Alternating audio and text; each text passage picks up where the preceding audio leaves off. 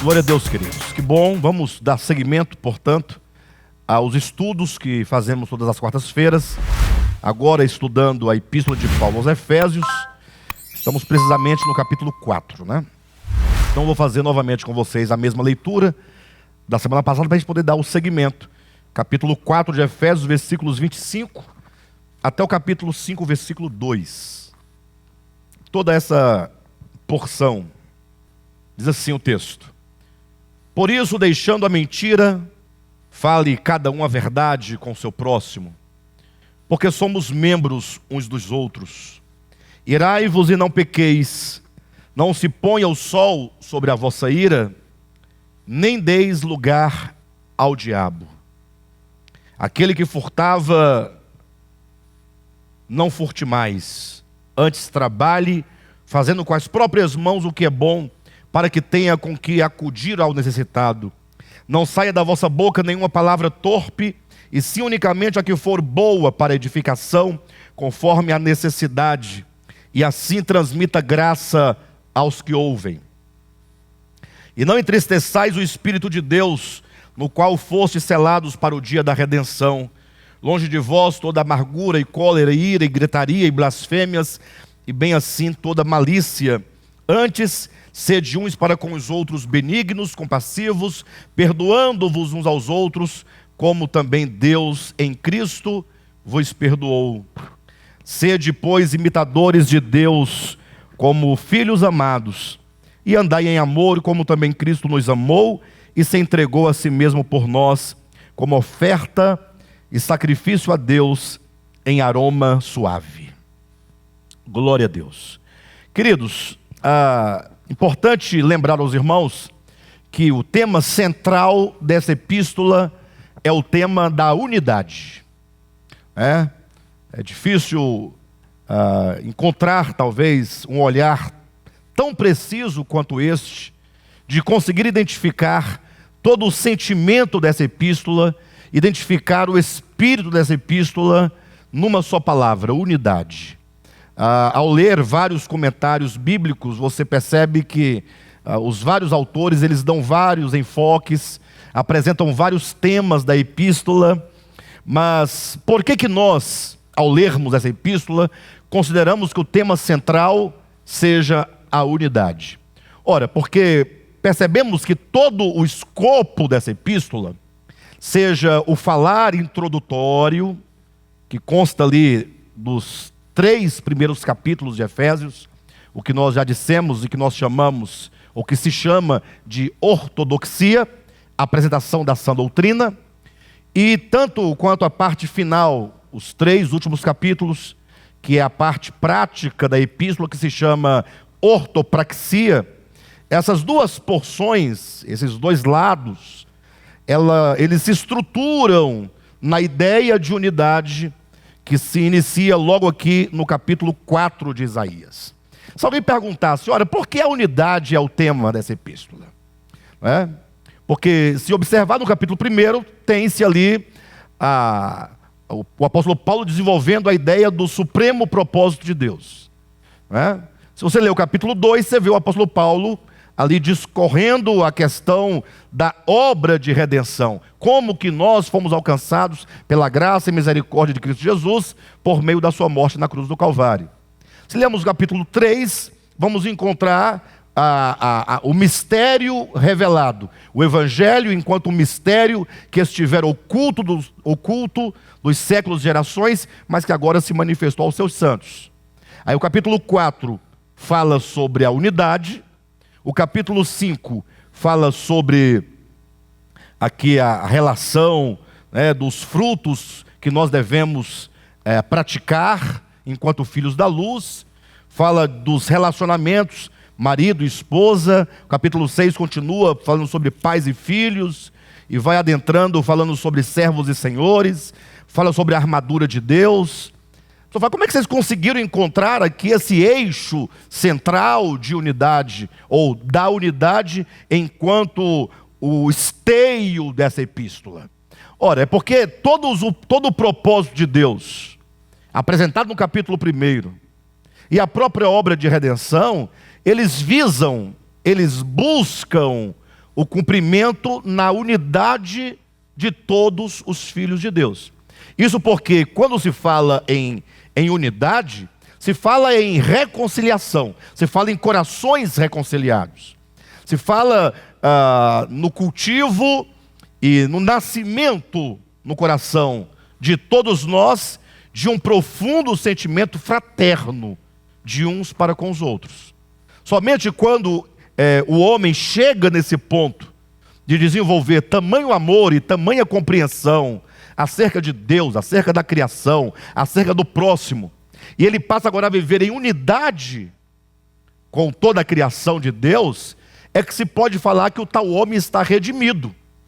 É que se pode falar que o tal homem agora ele está em condições de que nele se realize o supremo propósito de Deus.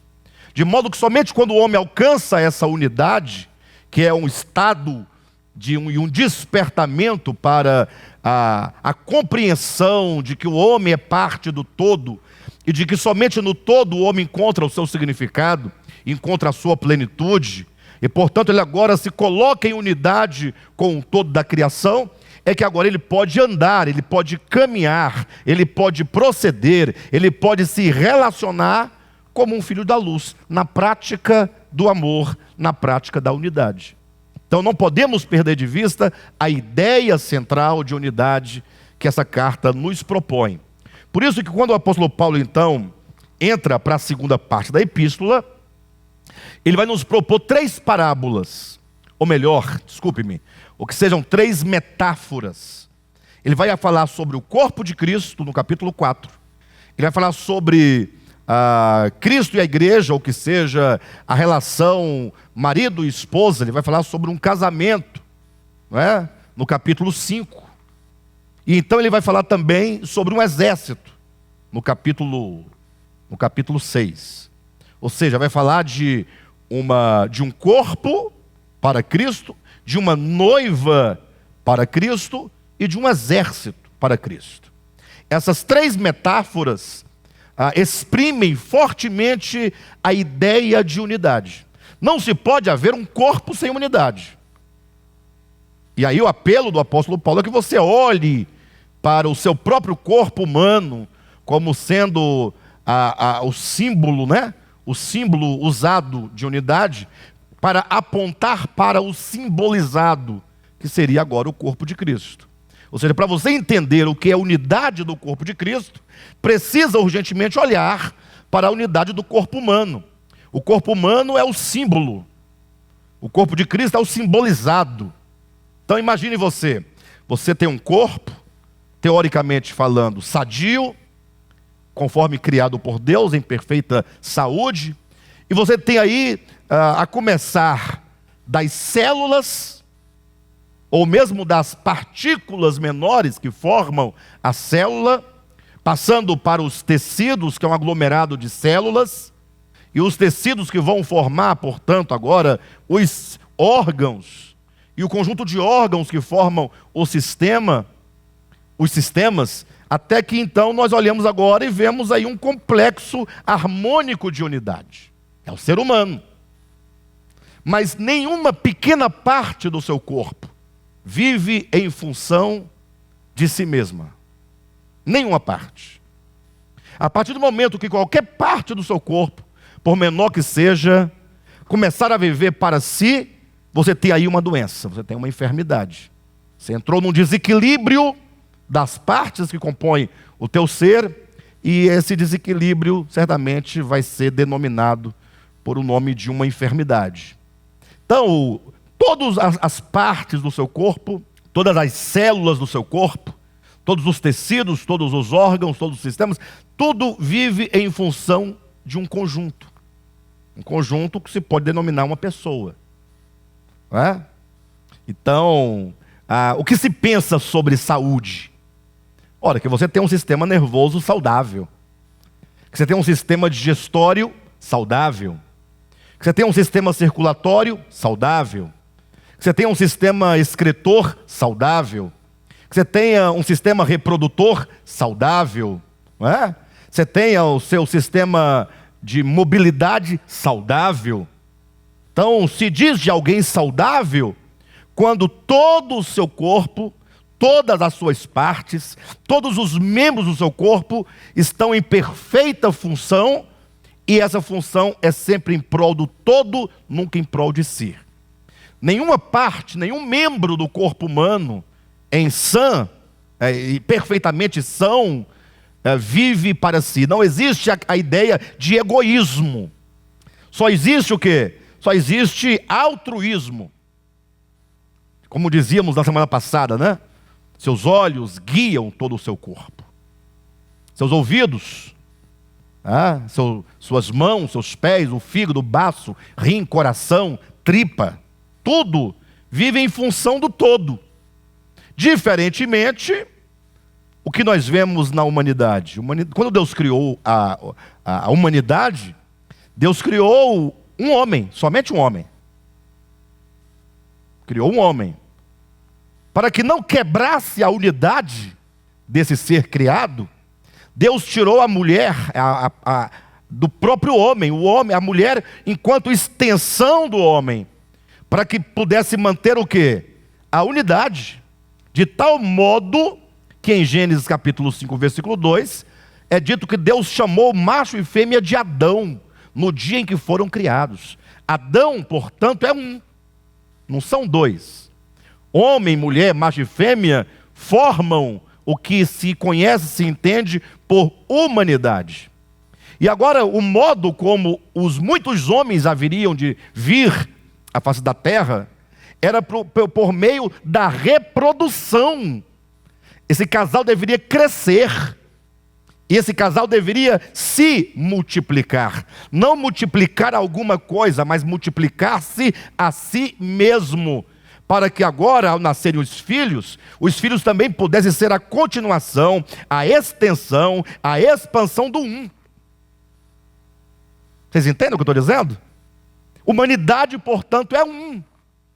Agora, entra nessa história da criação o problema do pecado. E aí não temos o que discutir teologia nesse aspecto, porque chame você isso de pecado, chame você isso de uma desordem, chame do que você quiser chamar. O fato é que a humanidade não é mais uma nas relações.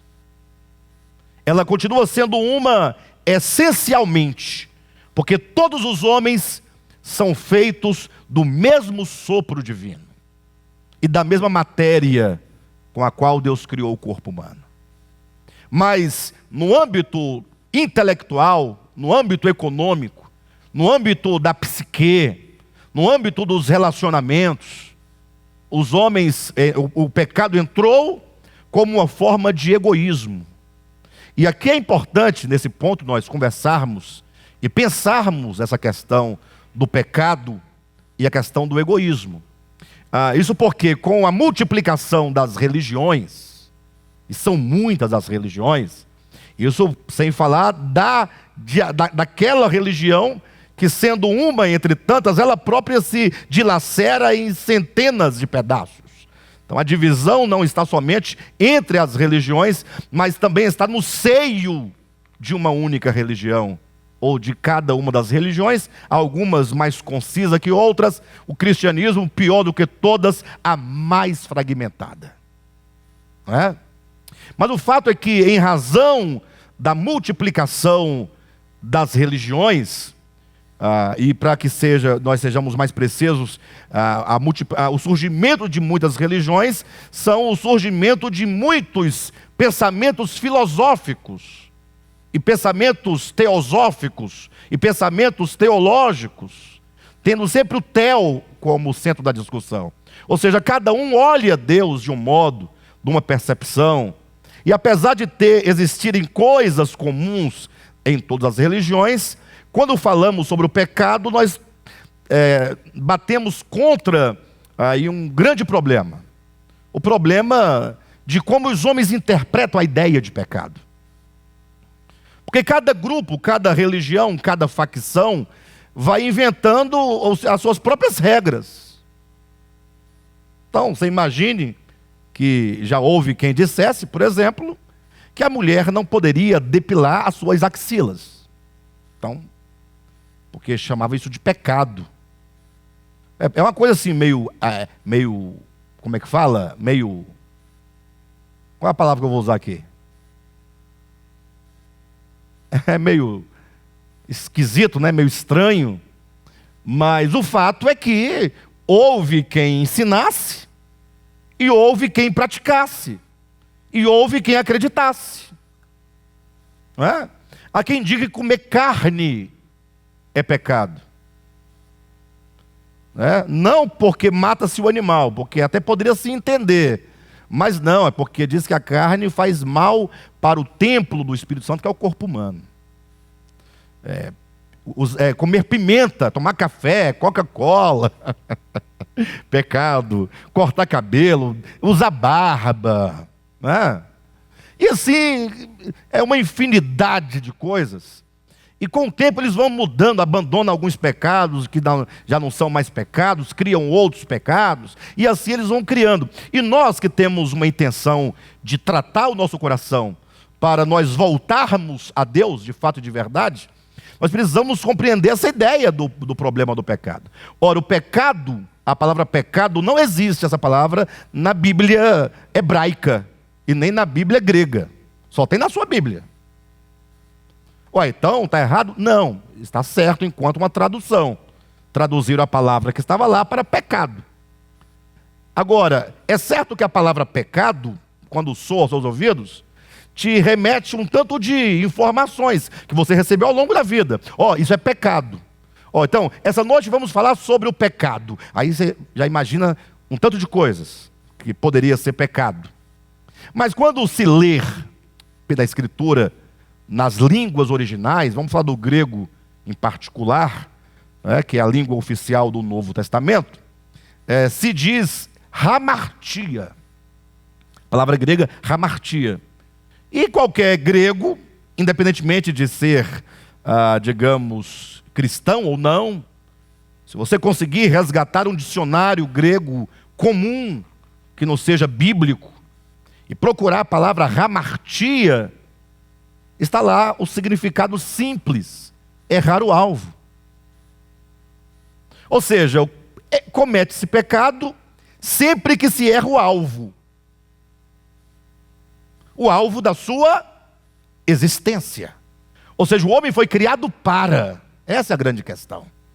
Todo ser humano ele foi criado, aí você pode imaginar a figura, a metáfora de uma flecha e de um flecheiro. O homem é tanto a flecha quanto o flecheiro. É você o flecheiro que vai lançar a sua própria existência, você enquanto flecha, para o alvo. E esse alvo está muito claro, revelado nas Escrituras. Aí tem que ter uma compreensão muito clara para falar o que Paulo disse. Que toda a lei e os profetas, o Antigo Testamento, pense comigo, que quando você lê, você vai encontrar uma infinidade de mandamentos, de estatutos que não tem mais fim. Mas Paulo, quando chega no Novo Testamento, ele diz que toda a lei e os profetas se resumem em o amor. Olha que simplicidade. Então você foi criado para amar. Amar é fazer o bem para o outro. Não é fazer o bem para o outro visando o bem que você poderá receber. Aí é barganha. Aí é malandragem, né? Malandragem. É fazer o bem pelo outro que é. Então o bem é você cuidar da criação, querer o bem do outro e viver em função uns dos outros, como quem procura guardar, proteger, alimentar. Então, e foi o que também um dos chefes da sinagoga, um cara da lei lá, ele perguntou para Jesus qual era o maior mandamento. Ora, se é o maior mandamento, o que você entende por maior mandamento? Maior porque tem mais palavras ou porque tem maior importância? Maior pela sua importância. Então, e se é maior pela sua importância, é ele que define todos os demais mandamentos.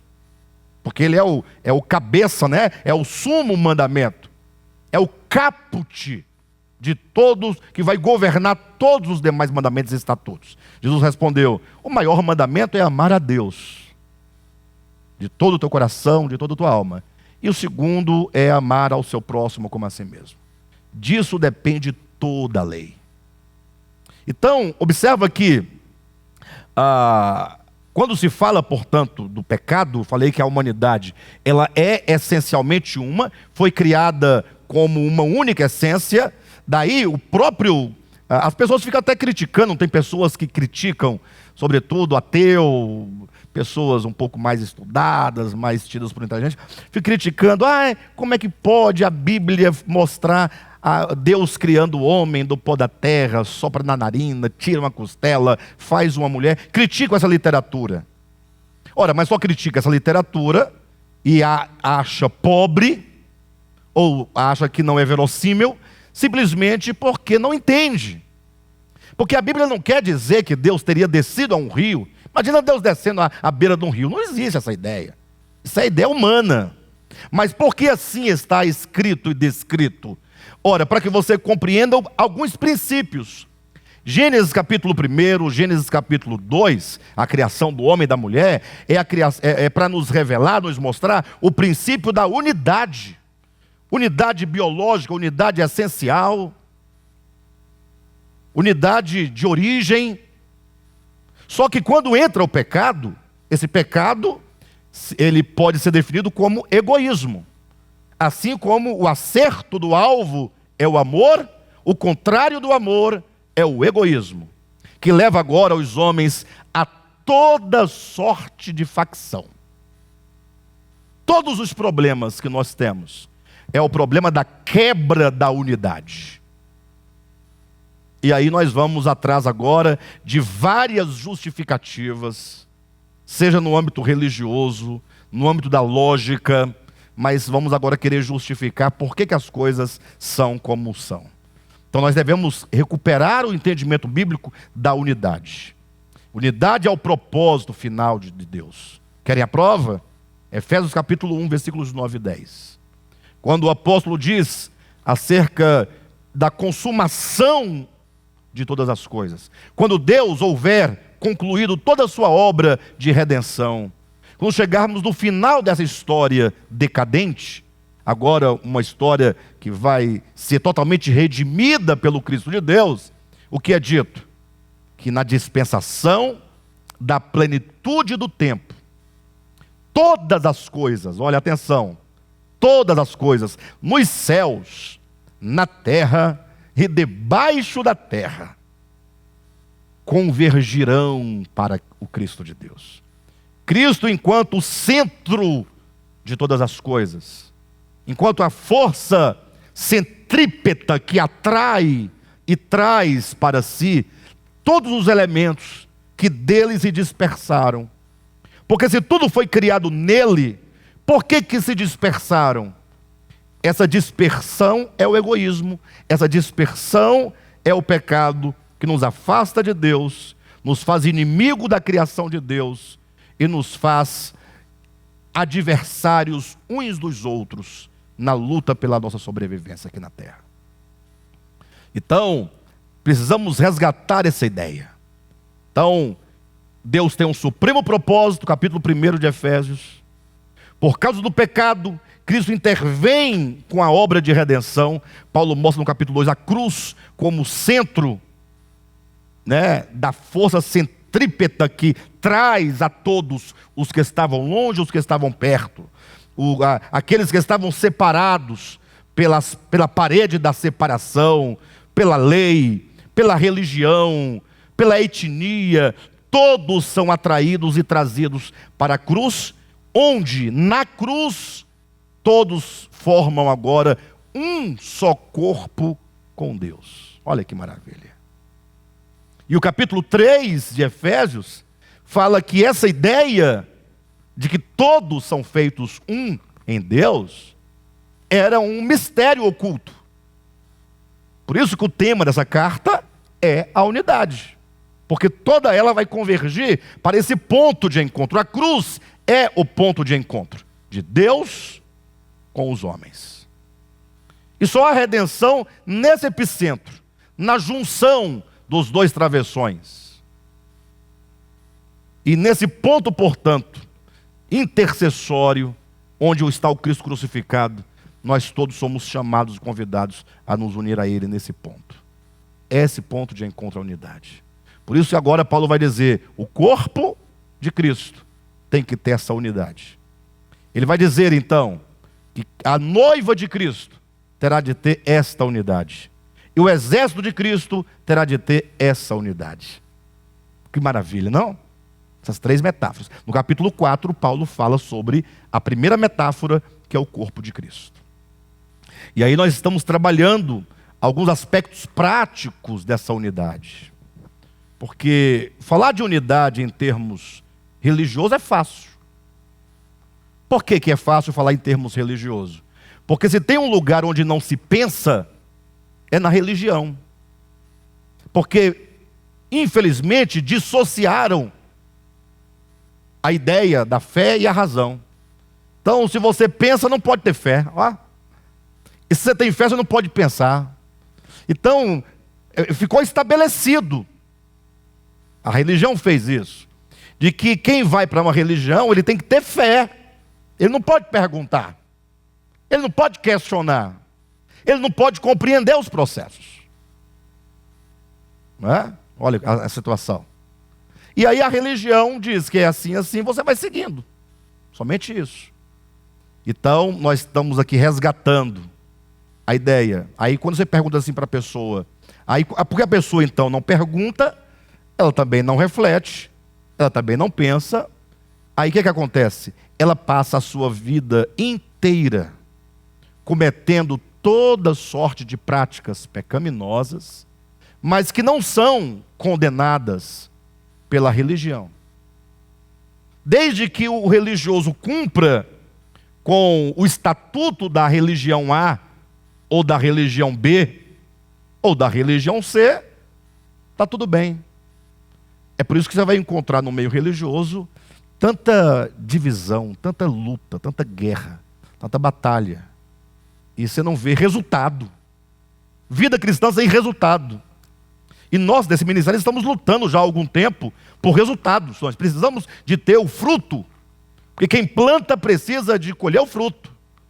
E nós queremos colher o fruto do Evangelho. Precisamos colher o fruto.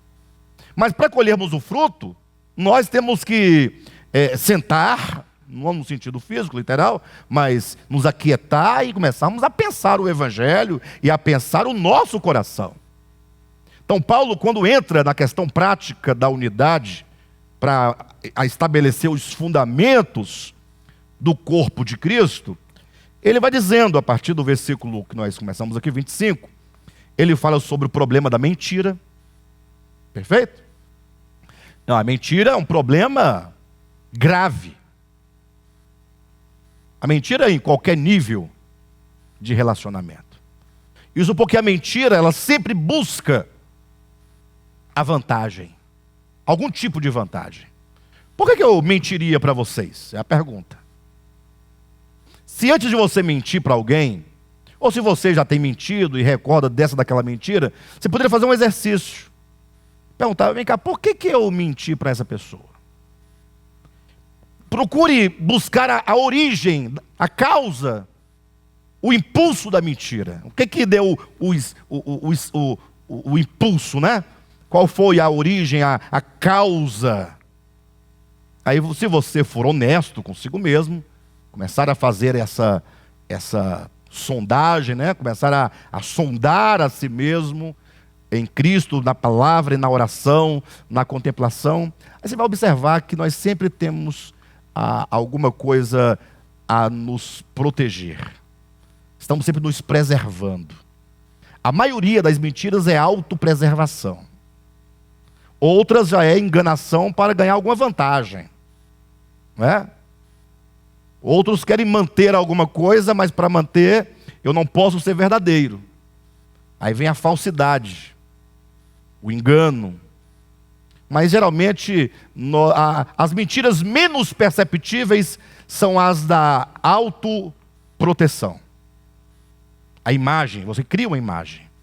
Afinal, nós estamos sempre muito preocupados em saber o que o outro pensa a nosso respeito. Estamos vendendo uma imagem todo dia.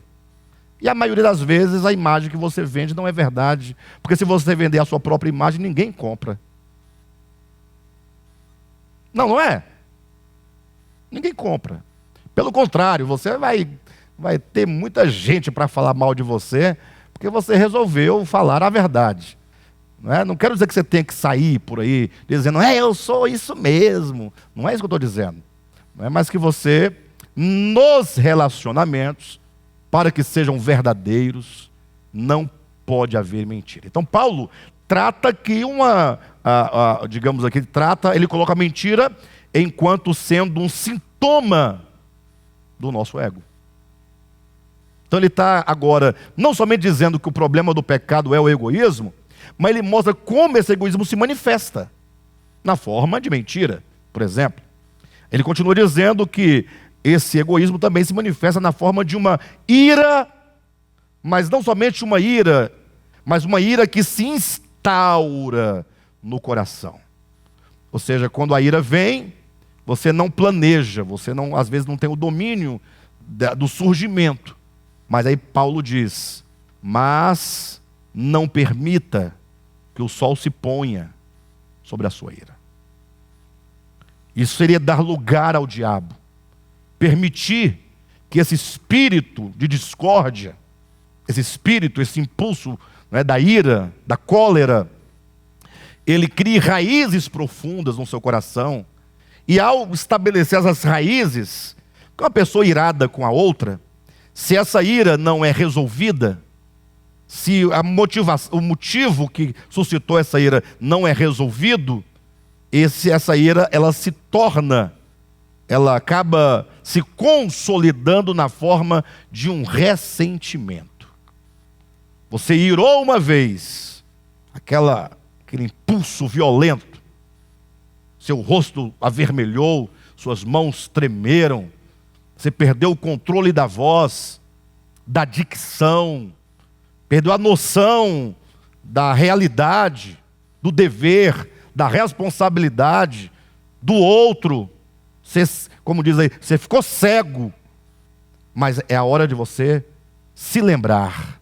Você está sendo edificado na unidade do corpo. Puxa, é propósito.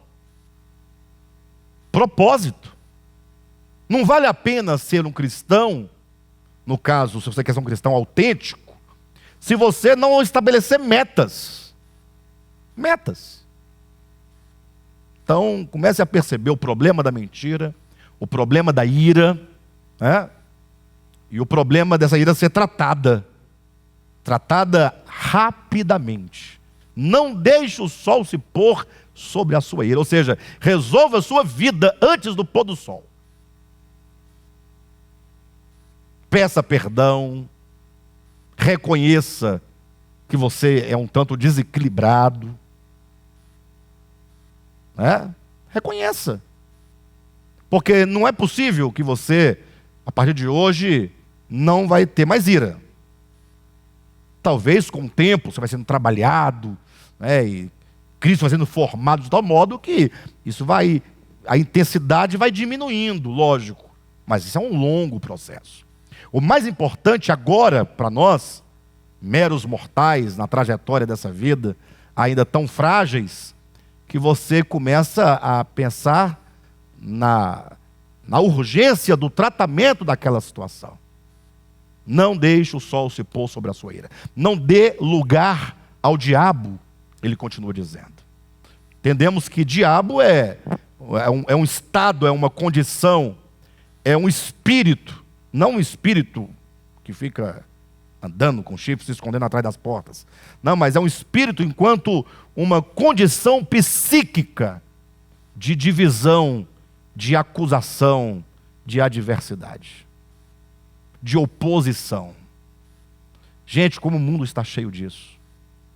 Como o mundo está cheio disso. As pessoas totalmente diabólicas, no sentido estrito da palavra.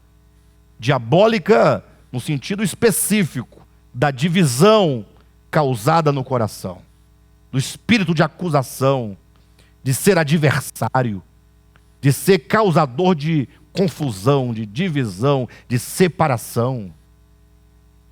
O contrário disso deveríamos ser, como diz Jesus no Sermão da Montanha, né?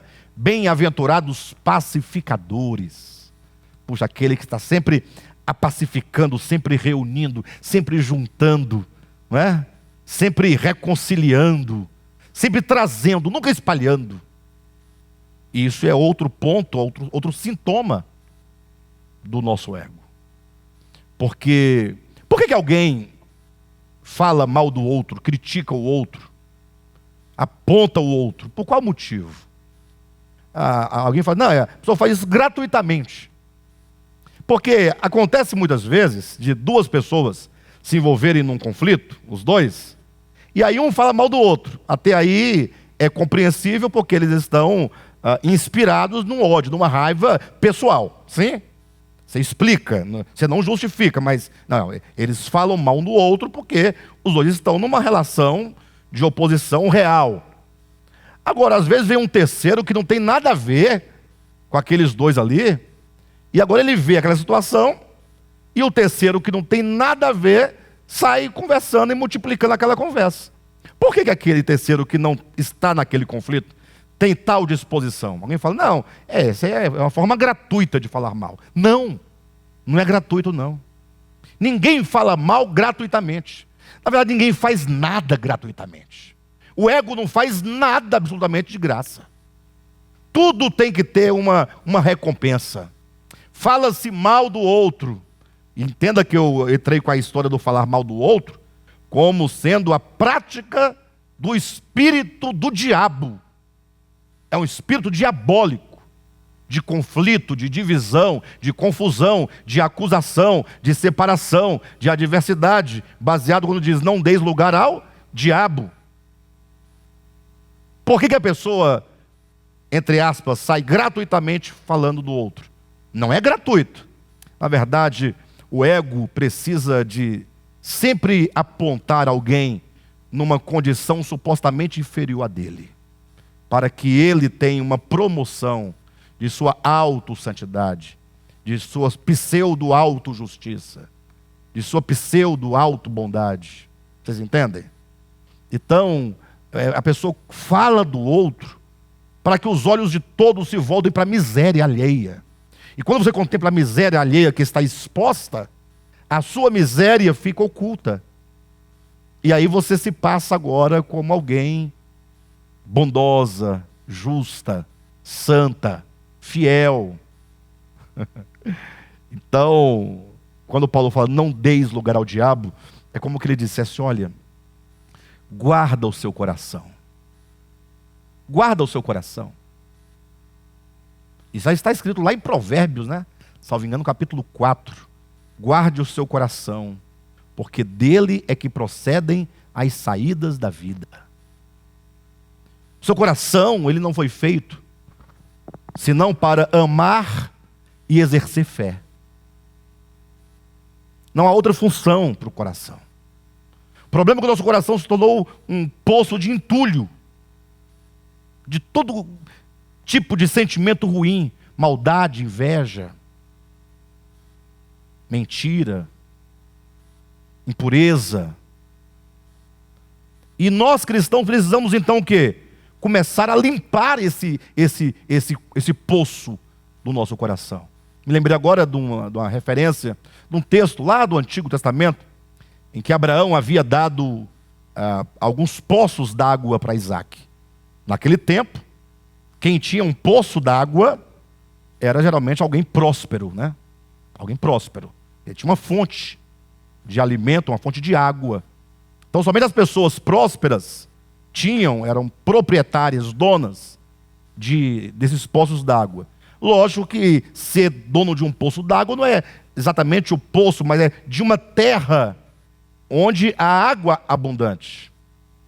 Por isso a questão da da riqueza, da prosperidade.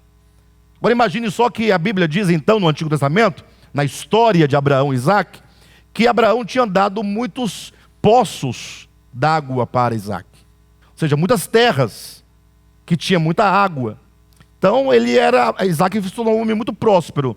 Mas aí os inimigos de Isaac, vendo os poços com muita água, o que eles fizeram? A inveja no coração, vamos entupir esses poços d'água. Vamos entupir. Taca lixo, taca pedra, taca terra. Vamos entupir, que aí a gente vai ficar igual a eles, sem água. Ou ele igual a gente, sem água. E aí então, diz a Bíblia que os inimigos entupiam esses poços. E Isaac depois ia lá para poder desentulhar aquele poço. Para que a água voltasse a fluir. Há um texto lindo lá em João capítulo 4, quando Jesus fala que do nosso interior haveria de fluir rios de águas vivas. E às vezes nós ficamos, Senhor, eu quero fluir esses rios de águas vivas. Eu quero ser uma fonte inesgotável, de onde, do meu interior, proceda essas águas que jorrem como rios para saciar a muitos. Queremos isso. Mas às vezes o nosso querer é um querer apenas religioso. Porque até na religião, o ego ele instrumentaliza a religião para a sua própria promoção. Quer ter o dom de cura para quê? Para curar as pessoas? Ou para que você seja o visto, aquele que cura as pessoas? Aplaudido, seguidores. Não é? Visitar o enfermo ali no secreto da sua casa não quer. Mas quer o poder, né? Para curar multidões, para que você seja aquela referência, aquele nome. Então, eu queria ter esses rios fluindo de dentro de mim. Por que não flui? Eu peço tanto. Será que o nosso coração, de onde procedem as saídas da vida, as fontes da vida, não está como um poço cheio de entulho? Como assim, pastor? Que entulho é esse? Maldade. Inveja, mentira, impureza, me ajuda aí, hipocrisia, pode ajudar aí, pessoal, discórdia, facção, avareza, e daí por diante. Então, quando diz não deis lugar ao diabo, ou seja, o que é dar lugar ao diabo? Como é que esse diabo se instaura? De modo prático. Eu tenho 46 anos de idade, já vivi muito, não muito, mas já vivi mais da metade da minha vida, eu acredito. E eu nunca vi esse diabo andando por aí para eu poder fugir dele. Nunca vi. A pessoa mais velha aqui da nossa comunidade, hoje deve ser a irmã Júlia, eu imagino, dos presentes, né? Com 73 anos de idade. 75? 75. Já viu por aí o diabo andando? E como é que se pratica esse texto, não deis lugar ao diabo? Como é que se pratica? Quando eu falei que os religiosos não pensam, e não refletem, não filosofam, é porque eles não perguntam esse tipo de coisa. Olha, não dê lugar para o diabo, misericórdia, não dê lugar para o diabo. Mas, peraí, me mostre de modo prático, poxa. Porque eu não quero dar lugar para o diabo. E como é que eu faço? Como é que eu sei se eu estou dando lugar ou não? Aí eu já ouvi muito tipo de aplicação assim. Tipo assim, você está num lugar, num ambiente, só você, um homem e uma mulher. Você tem uma empresa, contratar uma secretária. Irmão, vigia, não dê lugar ao diabo. Não tem essa questão? Tudo bem, talvez tenha alguma relação, ou seja, não se exponha a situações as quais você pode não suportar, fugir da aparência do mal, né? Uma série de outras coisas. Mas não deis lugar ao diabo, me parece algo muito específico.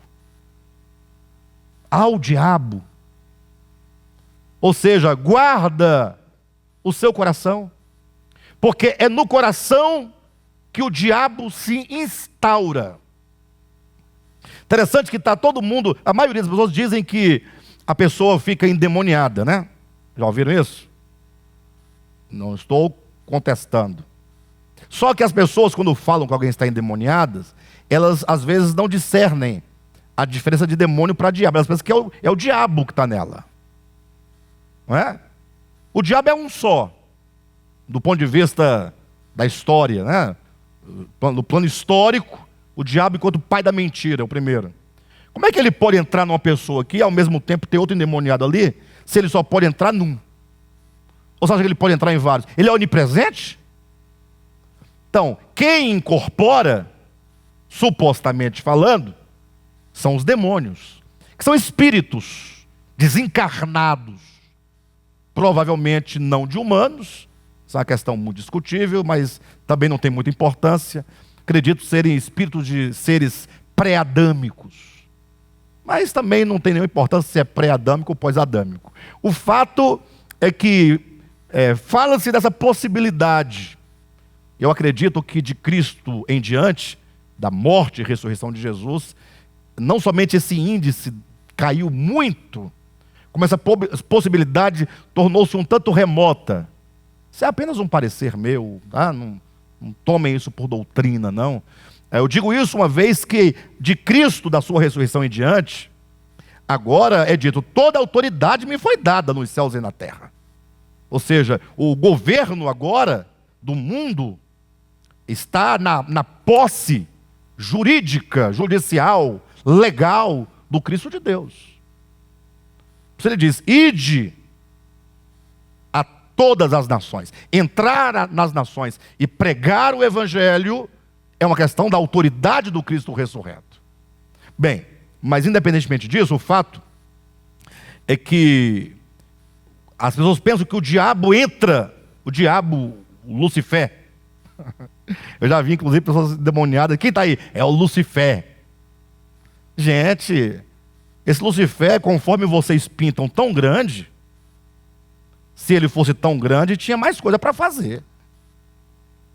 Eu acho. Ei. Hã? Ficar entrando no corpo de uma pessoa, para ficar nhé. Só isso. Diabo é esse? Um diabo fraco. Quando entra, fica. Só isso. O diabo é mais diabo do que se imagina.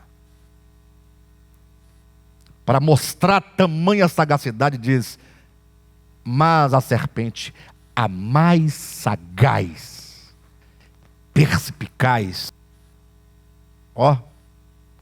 inteligência. Então os crentes estão todo mundo achando que estão livres do diabo, e o diabo está no coração. Dos crentes, sim. Não porque é crente. Não porque seja crente que o diabo está no coração dele. Não é porque é crente. Se fosse assim, quem não fosse crente não deveria ter. Eu digo assim, no dos crentes também. Como é que eu posso demonstrar isso? Toda verdade tem que ser demonstrada. Se não for demonstrada, não pode ser verdade. Ora, a verdade, a demonstração é simples. Onde houver um coração que tenha qualquer manifestação de divisão, de separação, de adversidade, de oposição, é Satã. Simples. E não é feio a gente reconhecer isso. Pelo contrário, a nossa chance está no reconhecimento. Você reconhece, você tem a chance de uma possível mudança. Agora, se você acha que você é santo, Bem, o contrário de dar lugar ao diabo, comecei a falar na semana passada, o aspecto positivo, que faz o jogo com não deis lugar ao diabo, seria: não entristeçais o Espírito de Deus, com o qual foste selados para o dia da redenção, conforme está aqui no versículo 30. Como entristecer o Espírito de Deus? De que maneira? De que maneira? Temos que entender isso de maneira prática. Ora, pela própria natureza, Deus nos criou o templo do Espírito Santo. Engana-se quem pensa que só é templo do Espírito Santo os crentes. Engana-se. Lógico, nós temos que ter aqui um critério no âmbito da linguagem, né? Todos os homens têm Deus, têm o Espírito de Deus com mais íntima essência em si. Não tem como. Quem diz isso é Gênesis capítulo 2, versículo 7. Soprou Deus nas narinas do homem o seu espírito. Se você acha que alguém não tem o Espírito de Deus, então esse homem não existe. Porque é dito que somente quando o Espírito de Deus entra, o homem tornou-se alma vivente. Tira o Espírito de Deus, sobra o quê? Nada. Então, o Espírito de Deus dentro do homem, atenção, isso é algo vital, isso é orgânico, isso é real. Agora, quando esse homem toma consciência desse ser divino em si, e somente quando toma consciência, é que o homem se torna casa de Deus. Ué, mas se Deus já estava no homem antes de o homem tomar consciência da sua presença, ele não era casa? Não. Por que não? Porque casa implica comunhão, implica relacionamento. Só podem habitar ou coabitar no sentido de habitação, tá? Coabitar no sentido de duas ou mais pessoas. Habitar é morar. Só se pode habitar juntos no mesmo teto, para que aquele ambiente se torne o seu lar, pessoas com afinidades, com comunhão. Tanto é que quando essas coisas boas acabam, se separam. Alguém tem que sair de lá. Então, quando o homem toma consciência da presença de Deus nele, o homem se torna casa de Deus. Somente. Então tem o homem que tem Deus dentro de si, mas que não tem a consciência da presença de Deus. E ele não é casa. Pode dizer que Deus está imanentemente nele, mas não o habita. Não tem o relacionamento, a comunhão, a intimidade, os laços, os vínculos. Certo? Então, Deus está imanentemente neste homem, mas o homem não é casa de Deus. Tem um outro homem que, tendo Deus imanentemente nele, ganha consciência da presença de Deus. E não somente, quando eu falo ganha consciência, não é ganhar o conceito e o conhecimento. Ganha consciência. Consciência, consciência. É uma ciência comum. Só pode haver consciência se houver dois. Se não houver dois, não tem consciência. Certo?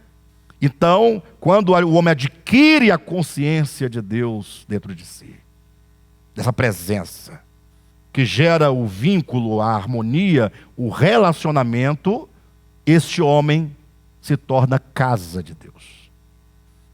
Perfeito? Onde é que está aqui a dificuldade de muitos entenderem isso? É que a maioria das pessoas entende o homem como casa, assim, olha, você é uma casa, Deus pode vir ou não habitar dentro de você. No dia que você aceita Jesus, lá vem ele morar em você. Ele vem de onde, gente? Pelo amor de Deus. De onde é que Deus vem? De onde vem Deus? Porque só pode vir ou ir quem não está lá ou não está aqui.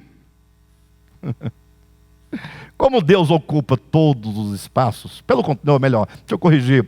Como todos os espaços estão dentro de Deus, Deus não pode nem ir nem vir. Para recuperar aqui um pensamento de Aristóteles, Deus é o grande e único motor inamovível. Porque Ele é a fonte, a causa motora de tudo. Tudo se move porque Deus os move, mas Ele próprio, enquanto motor universal, não é movido por nada. Mas como é que Deus não é movido? Se você perguntasse, Aristóteles, como é que Aristóteles chegou a essa conclusão? Deus não se move? Por que não se move? Olha, porque movimento é uma questão de tempo e espaço. E tempo e espaço existem dentro de Deus.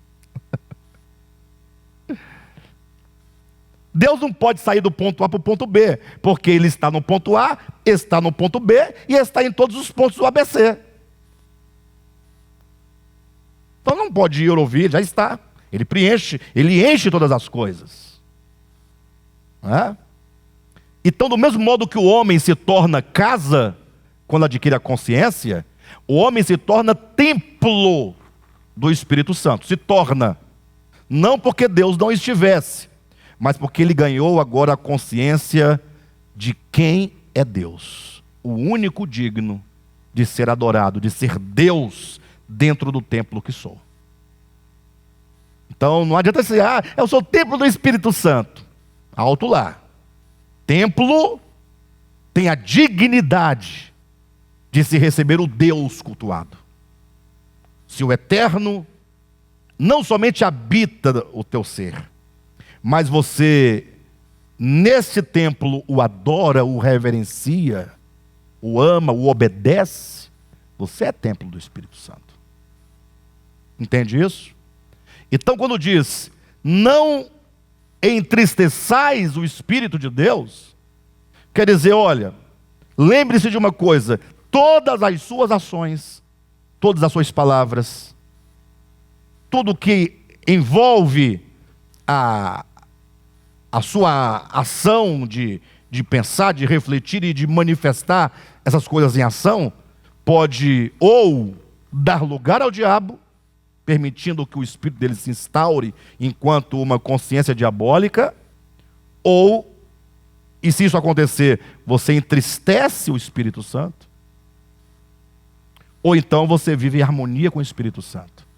Para que você não entristeça o Espírito Santo, isso é apenas uma metáfora. Por que uma metáfora? Porque Deus não pode se entristecer absolutamente. O que é o entristecimento de alguém em relação ao outro? Quem aqui já se entristeceu com alguém? Por quê? Primeiro, porque você tinha uma expectativa, a sua expectativa em relação à pessoa foi frustrada. Perfeito ou não? A frustração é que causa o entristecimento. Puxa, eu não esperava isso de você. Fiquei triste. E Deus não pode ter essa expectativa, porque Ele sabe de tudo. A expectativa aponta para uma limitação no conhecimento. Deus conhece tudo, não pode. Uma outra situação, por que nós nos entristecemos?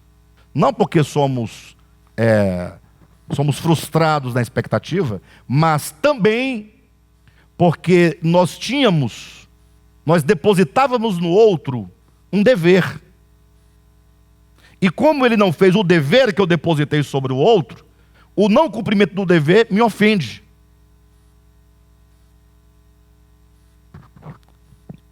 Me ofende e eu me entristeço. E quando você deposita um dever sobre o outro, você agora passa a exigir e a requerer, enquanto condição da nossa amizade, o cumprimento desse dever. Quando você não cumpre, você então agora não tem mais como continuar o mesmo para com o outro.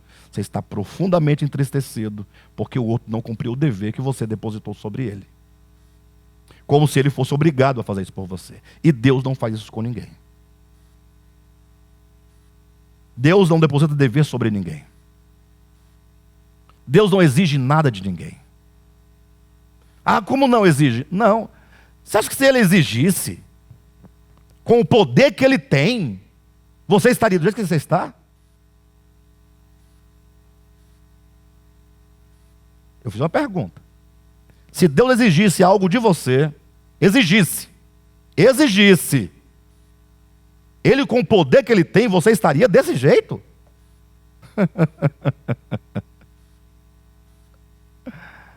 Pastor, mas eu vejo a Bíblia cheia de exigências. Faça isso, não faz aquilo, acontece e tal. Não, Deus está nos ensinando qual é o caminho da vida. É por aqui, filho. E desse modo você chega à vida. Sua vida nesse caminho, nesse viver, nesse proceder. E quando então nós não atendemos, que pegamos uma outra estrada, um outro caminho, o que o pai faz? O pai deixa ou ele impede? Ué, se ele impedisse, você não estaria lá. Simples assim. Mas para que ninguém pense que isso é um pensamento propriamente meu, uma filosofia minha, olhe para a parábola do filho pródigo. Se eu perguntasse assim, vocês já leram a parábola do filho pródigo? Quando o filho mais moço diz, dá-me a parte dos bens, da herança, dos haveres, que me compete, que me pertence, o que o pai respondeu? Para você que já leu a parábola. O que o pai respondeu? Tem alguma coisa que ele tenha dito? Nada. Nada. Não é dito que o pai disse isso, aquilo outro, que ele ameaçou, que ele falou, que aconteceu. Não. Ele permite. E por que ele permite? Ora, isso é fundamento do seu caráter. Porque ele te deu livre-arbítrio. Ele te deu liberdade. Você tem liberdade. Ah, pastor, eu sou calvinista, não acredito não. Você tem liberdade, inclusive, de não acreditar. Liberdade é algo que está aí. Você veio aqui essa noite porque você quis vir. Lógico, você é atraído pelo amor, pela palavra, pelos irmãos. Mas você poderia ter dito, eu não vou, ponto. E aí? Você não teria vindo. A mesma coisa acontece quando você comete um erro, um pecado. Você comete porque você pensou, cultivou e executou. Então, não entristeçais o Espírito de Deus, pelo qual você foi selado para o dia da redenção, né? Significa você viver em plena harmonia com a essência, com a vontade do Espírito de Deus, quem você habita. Ou seja, você tem que cultivar as virtudes de Deus, viver por meio dele. Toda vez que você age em desarmonia com o Espírito Santo, você dá lugar ao diabo. Você cai no extremo. E isso faz com que o Espírito Santo se entristeça. Repito, é uma metáfora para você entender. Tá? Não que ele fique lá, o Espírito Santo emburrado, triste. Puxa vida, meu filho morre de novo. O que foi, Espírito Santo? Hoje eu estou angustiado. Estou triste. O que foi? Não, a irmã Júlia não adianta falar. Então, nada pode frustrar o Espírito de Deus, porque ele é onisciente, sabe de tudo. Nada pode, ele não se entristece porque o dever imposto, ou o suposto dever imposto, não foi cumprido, porque Deus é um Pai amoroso, e você não percebe em toda a parábola nenhum traço de mágoa no pai, nenhum. E quando o filho volta, a explosão de alegria é grande demais. Há uma explosão de alegria. Ele faz uma festa. Você não vê traço de tristeza. Então o que significa essa tristeza? Há um texto, salvo engano, no Salmo de número 51, que Davi, depois de cometer aquele pecado contra Deus, contra Betseba, contra Urias, ficou um ano inteiro sem confessar seu pecado. Quando então o profeta foi lá e mostrou, e ele viu que aí houve naquele momento um reconhecimento profundo. Aí no meio da sua oração de arrependimento, Salmo 51, ele diz: não retires de mim a alegria da salvação. A tristeza do Espírito Santo, que diz Paulo, é a sua tristeza. Quando você entristece o Espírito de Deus, no sentido como está no texto, essa é a tristeza que você sente em relação a Deus. Nenhuma pessoa que conhece a Deus, que ama a Deus, que é casa de Deus, que é templo de Deus, nenhuma pessoa é capaz de sentir prazer depois que peca. Ninguém. A não ser que você seja uma pessoa de consciência cauterizada. Não tem comunhão com Deus, aí não tem problema. Aí você é uma pedra. Mas se você está sendo trabalhado pelo Espírito de Deus, quando a verdade te ilumina, você agora ama, segue a verdade, vive em comunhão com Deus. Quando você erra, no sentido de errar o alvo, quando diz não entristeçai do Espírito Santo de Deus, é o seu espírito humano que se entristece. Você perde temporariamente a alegria da salvação, o gozo você não perde, não é a salvação. Você perde o prazer, a alegria. Vou dar um exemplo prático. Alguém aqui ou em casa que esteja ouvindo já feriu alguém a quem você muito amava? Você ama muito e você feriu aquela pessoa. Você fica feliz? Você vai trabalhar feliz? Você tem um dia feliz? Como é que fica seu dia todo até você voltar para casa e resolver aquela palavra que você falou? Como é que você fica? Triste. Você perdeu a alegria do amor. Você não perdeu o amor, mas aquele erro que você cometeu, ele se estabelece no coração enquanto tristeza. Eu fico imaginando Pedro, né? O apóstolo Pedro. Quando ele... Porque Pedro é o seguinte, Pedro, a despeito de todos os problemas que ele tinha, ele amava muito o Senhor Jesus. Amava muito. Era um jeito diferente de amar, né? Porque João é o discípulo do amor, também amava o Senhor. E os demais discípulos também amavam o Senhor, mas Pedro era a fera. Não tem a bela e a fera? Pedro é a fera que amava, mas sendo fera. Pedro era impulsivo, era fraco, mas ele amava Jesus. Imagina agora aquela cena, quando Jesus foi preso, Pedro o acompanha de longe, e João dá alguns detalhes interessantes dessa trama no momento que Cristo é preso. A construção da imagem que a Bíblia coloca, os evangelhos colocam, é assim: Jesus numa sala, sendo espancado, João ao lado de Jesus, enquanto ele é espancado.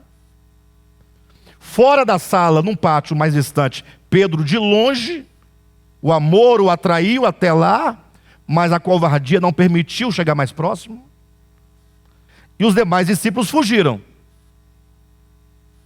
Agora daqui Pedro olhava por uma janela, possivelmente, ou por uma porta. Imagine como você quiser. Mas o texto permite entender que ele via Jesus sendo golpeado. Então pensa na situação de Pedro. Ele amava Jesus, como você ama Jesus. Cristo sendo golpeado, cuspido, humilhado. E este que ama de longe, com a covardia de não se aproximar e com medo de ser preso também. E agora daqui ele diz a primeira vez, alto e bom som: eu não conheço aquele homem. Olha a situação. Na insistência ele torna a dizer: eu não conheço aquele homem. Mas ele conhecia, poxa. Olha, se tinha alguém que conhecia, era ele, porque ele viu aquele Jesus glorificado lá no monte da transfiguração. Ele viu a glória dele. Ele sabe quem ele é. Mais do que os demais apóstolos, né? Com exceção de Pedro e Tiago, de João e Tiago, porque os três viram a glória dele. E aí, pela terceira vez, ele diz: eu não conheço esse homem. E agora, para poder justificar e deixar muito claro que ele não conhecia de fato, ele começa a espraguejar. Contra Cristo, talvez. Contra a mulher, talvez. E aí ele começa a soltar lá os seus palavrões, para tentar provar que ele não conhece aquele camarada lá. Mas o texto bíblico mostra que no momento em que ele diz, o galo canta. E Jesus olha para Pedro. Aí os olhares se cruzam. os olhares se cruzam. E o olhar de Cristo certamente não era dizendo, eu não te avisei, nada disso. Talvez fosse o contrário, era um olhar como quem dissesse, Pedro, é por isso que eu estou aqui. Porque você é fraco. Essa é a razão. Porque você é pecador. Porque você é covarde, é mentiroso. Então a minha morte é para alcançar e curar o seu coração. Então Cristo olha. O olhar de Cristo penetra o olhar de Pedro. O galo canta. Esse galo deve se entender. Não enquanto um galo, uma galinha cantando. Tudo bem, teve um galo lá, mas, poxa, vamos tentar erguer um pouco o nosso pensamento. É o despertar. Oi, ei. O galo não é o despertar? O cantar do galo não é o despertar? O despertar da manhã, o despertar de quem está dormindo. Então, quando o galo canta, desperta-se a consciência. E Pedro agora ele pode enxergar o que até então não enxergava. O problema é que ele não tinha, ou melhor, que ele já tinha feito o que não deveria fazer. Ele já disse e Jesus ouviu. E Jesus ouviu o que Pedro fez. E agora Pedro sai correndo, desesperado, e recebe somente a notícia, posteriormente, de que Jesus havia sido crucificado. Porque ele não acompanha a crucificação. Junto à cruz, estava ali somente algumas mulheres, João, e agora é o grande problema. Porque Pedro ama Jesus. Jesus foi crucificado e morto. Como é que você resolve o problema com um morto? Como é que você resolve um problema de pedido de perdão, de reconciliação, de abraço, daquela pessoa que não está mais aqui? Por isso, amem as pessoas enquanto vivas. Depois de morrerem, só sobra o remorso. O remorso. Agora eu fico imaginando aqueles 3 dias e aquelas 3 noites de Pedro, antes da ressurreição. Porque ele não sabia que Jesus ia ressuscitar. Ele não sabia. Bem, sabia, mas não sabia, né? Sabia porque Cristo havia dito. Mas não sabiam, porque eles não entendiam, como você entende hoje. Então a Bíblia diz que os discípulos se reuniram num lugar, juntos, um dia, uma noite, 2 dias, 2 noites, 3 dias, 3 noites. No livro Os Caminhos da Vida que eu estou escrevendo, eu narro uma cena dessa. Quando os discípulos estão ali depois da morte de Cristo, antes da ressurreição, né? O silêncio absoluto, a tristeza absoluta. E eu fico pensando, Pedro, né? Ele entristeceu o Espírito Santo. E ele, consequentemente, e portanto, só podia estar triste. É isso que é não entristeçais o Espírito Santo. Não vai ficar pensando você que você vai entristecer o Espírito Santo, você vai ficar aqui rindo, contando piada e ele lá triste no canto dele. Gente, mas que coisa mais sem futuro é essa? Que Deus é esse? Você perde o gozo, você perde o prazer, você tem vergonha, você fica destruído, dói os ossos. É isso que significa entristecer o Espírito Santo de Deus. Agora você imagina quando ao cabo de 3 dias e 3 noites, pensem comigo, Maria Madalena vai ao sepulcro, encontra Jesus ressurreto, portanto a primeira pessoa a saber efetivamente da ressurreição, a ver efetivamente o Cristo ressurreto. E agora Jesus fala assim para Maria: vai e diga, olha o que Jesus está falando, vai e diga aos meus discípulos e a Pedro, que eu ressuscitei e que me encontrarei com eles lá na Galileia. Espera aí. Pedro é discípulo? Era discípulo? Fazia parte do grupo de discípulos? Não era um entre os 12 discípulos? Por que diga aos discípulos e a Pedro? Qual a importância de Pedro nesse contexto? Porque Jesus sabia que Pedro estava precisando de uma cura, com respeito ao que ele havia feito. Uma restauração, uma mudança. Como é que eu sei disso? Leia com atenção capítulo 20 e 21 de João. Diz que Jesus estava, Pedro e mais 6 discípulos, estavam pescando no Tiberíades. Pescando no Tiberíades, a noite toda, pegaram nada. Voltando de manhã cedinho, o sol estava nascendo, aí eles viram que tinha alguém na praia, em pé, ainda distante. Olha a história que está na escritura. Aí então, João olhou, deu uma cutucada em Pedro e disse: é o Senhor. Pedro, quem? O Senhor. Aquele é. Quando Pedro olha, Pedro, nu como estava, sem as roupas, não permitiu, não esperou que o barco chegasse, antes pulou das águas para chegar primeiro que os demais discípulos. Tamanha era a ânsia desse reencontro. Acho que ele queria conversar num secreto, num particular. Jesus, quando ele foi falando para resolver aquela questão, os outros chegaram, não deu tempo.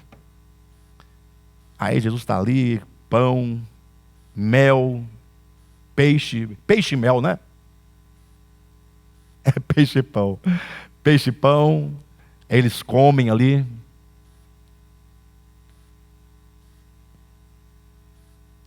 Comendo, aquele silêncio, ninguém ousa dizer nada. E aí Jesus olha e fala: Pedro, pois não, Senhor. Tu me amas. Você percebe que agora tem um processo de cura aqui? Jesus deu a chance a Pedro de por 3 vezes falar que amava Cristo, para curar as 3 vezes que ele disse que não o conhecia. E nesse momento, portanto, restaura-se no coração de Pedro a alegria da salvação. E o Espírito Santo, portanto, não está mais triste. Nós precisamos ler a Escritura buscando compreender essas coisas. Quando eu leio, não entristeçais o Espírito Santo, eu fico imaginando, espera aí. Então eu tenho o poder de entristecer o Espírito de Deus? Seria como uma formiga causar em você o entristecimento. Está lá o Cadma abatido, triste. Aí a Cadma fala: o que foi, meu bem? Eu estou te vendo tão abatido, já tem 3 dias, você não come. Numa angústia que foi aquela formiguinha. Faz sentido, irmãos? Isso é porque é o Cadmo, em relação à formiga. E de que tamanho é o Deus que você crê? Ele não pode ficar acuado, encolhido, mufino.